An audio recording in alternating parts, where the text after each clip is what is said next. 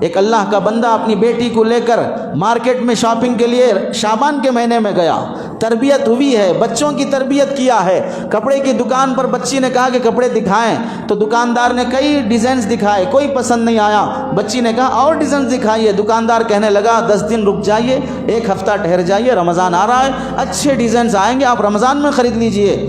تو بچی نے کہا اللہ کی پناہ، ہم رمضان میں شاپنگ نہیں کرتے،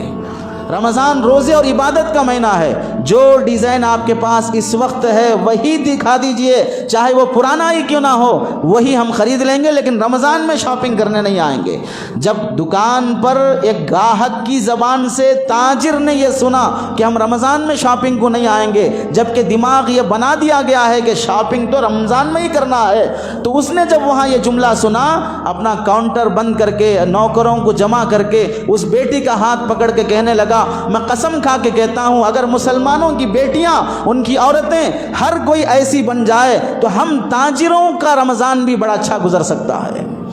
ہم بھی بڑا اچھا رمضان گزار سکتے ہیں۔ تم لوگ شاپنگ کرنے کے لیے رمضان میں ہی آتے ہو، اس واسطے ہم بھی مجبور ہو کر رمضان میں ہی دکان کھولنا پڑتا ہے، سامان اور مال لانا پڑتا ہے۔ اگر تم پہلے سے شاپنگ کر لیتے اور تم بھی شاپنگ سے فارغ ہو جاتے، ہم بھی شاپنگ سے اور تجارت سے فارغ ہو جاتے، تو تم بھی عبادت کرتے، ہم بھی عبادت کرتے، لیکن تم لوگوں نے ہمارے رمضان کو اور ہماری عبادت کو محروم کر دیا ہے بے وقت شاپنگ کرنے کی عادت ڈال کر۔ کتنے دیندار مسلمان ہیں، تہجد گزار مسلمان ہیں،